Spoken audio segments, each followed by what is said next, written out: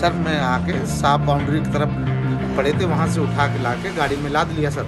लेके हम जैसे चल रहे थे सर, तुरंत भीड़ आ गई चारों तरफ, पत्थर पत्थर पकड़ लो, मारो मारो पेड़ों की आड़ से।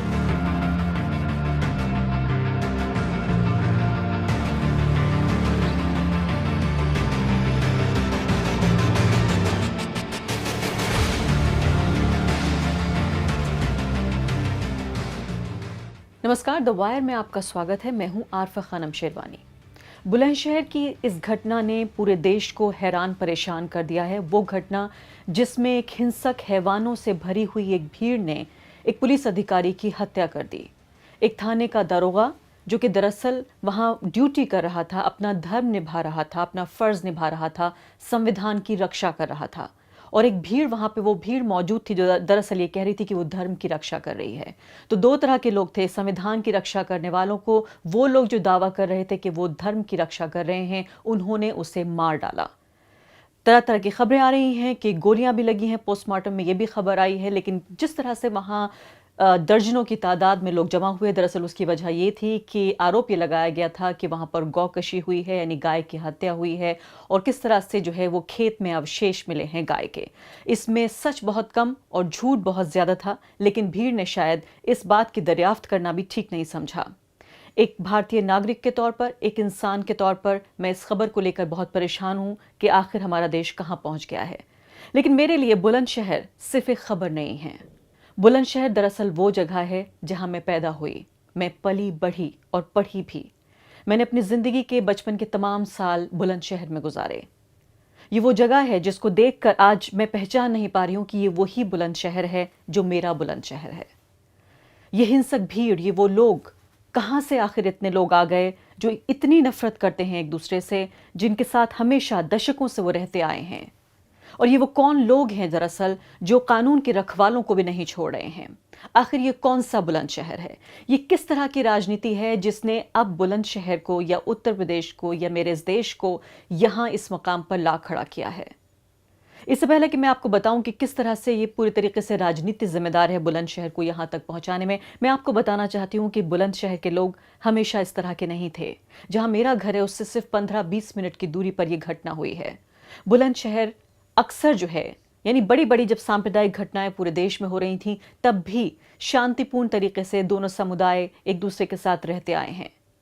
मेरे परिवार के बड़े लोग ये बताते हैं कि 1992 में जब मैं छोटी बच्ची थी, तब भी 92 के उस हैवानियत भरे दौर में, जबकि पूरे देश में जो है सांप्रदायिकता की आंधी चल रही थी, तब भी उस इलाके में दंगे तो हुए, छोटे मोटे दंगे हुए, लेकिन कभी दोनों समुदायों के बीच वो दुश्मनी नहीं हुई।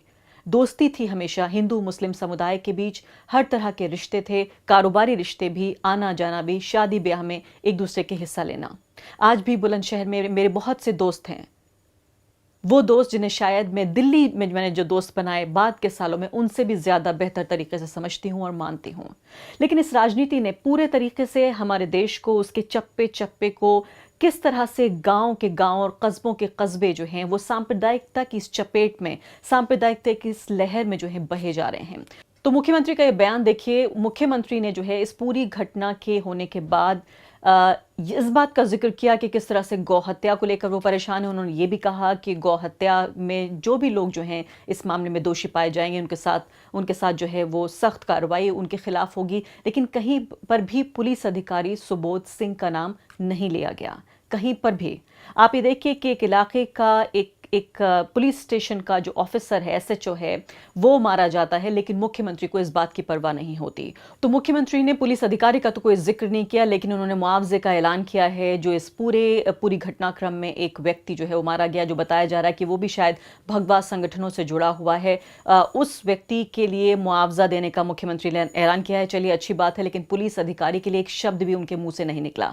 अब खबरें इस तरह की आ रही हैं फिलहाल कि इस पूरे इलाके में जो है तनाव का माहौल है, दोनों समुदाय के लोग एक दूसरे से बातचीत नहीं कर रहे हैं। वो जिस तरह से जो शांतिपूर्ण माहौल जो मैंने देखा अपने बचपन के बुलंदशहर में, वो वहां पर वो बुलंदशहर नहीं है।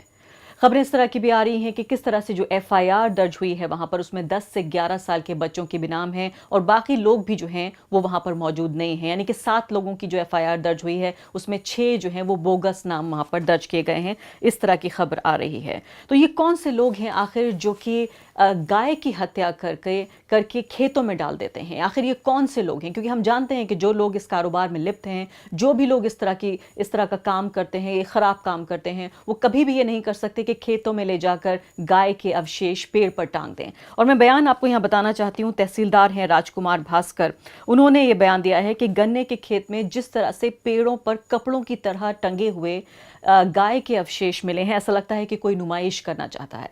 आप ये बताइए कि वो व्यक्ति जो इस काम में अगर लिप्त है, अगर वो ऐसा कर रहा है, उसे पता है कि उसकी क्या सजा हो सकती है, तो आखिर वो नुमाइश क्यों करेगा?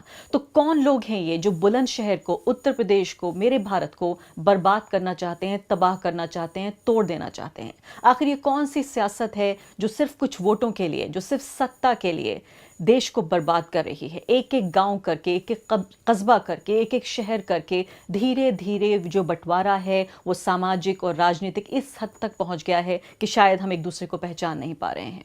मुझे अफसोस होता है, तकलीफ होती है एक भारतीय नागरिक के तौर पर, पत्रकार के तौर पर, एक बुलंदशहर के वासी के तौर पर, कि जो यादें मेरी बुलंदशहर की हैं वो सिर्फ यादें भी खत्म हो रही हैं। मेरे दिल में एक तरह की कचोट हो रही है कि मेरे बचपन के बुलंदशहर, जिसकी बहुत सारी यादें अभी भी मेरे दिल में उसी तरह से मौजूद हैं, वो धीरे धीरे, मेरा बुलंदशहर, मेरा कस्बा, वो धीरे धीरे ख़त्म हो रहा है। उत्तर प्रदेश, मेरा भारत किस तरह से ख़त्म हो रहा है। और आने वाली नस्लें, आप ये देखिए, जिस तरह का बचपन मैंने और आपने गुजारा, हो सकता है जो हमारी नस्लें हैं उन्हें उस तरह का बचपन नसीब ना हो।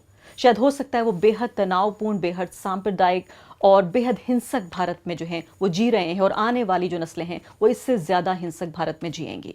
तो ये मेरे और आपके जैसे नागरिकों की जिम्मेदारी है कि हम इस पीढ़ी को भी बचाएं और आने वाली पीढ़ी के लिए इस भारत को सुरक्षित करें। इस विभाजनकारी, नफरत भरी राजनीति का जो एजेंडा है, ये जो साजिश है, इसको पहचानें और फिर इसका मुकाबला करें, इससे पहले कि ये देश मेरे आपके किसी के भी रहने लायक न बच जाए। द वायर के और वीडियोस देखने के लिए सब्सक्राइब करें और बेल आइकन पर क्लिक करें। स्वतंत्र पत्रकारिता की आर्थिक मदद करने के लिए डिस्क्रिप्शन में दिए गए लिंक पर जाएं और अपनी राशि चुनें।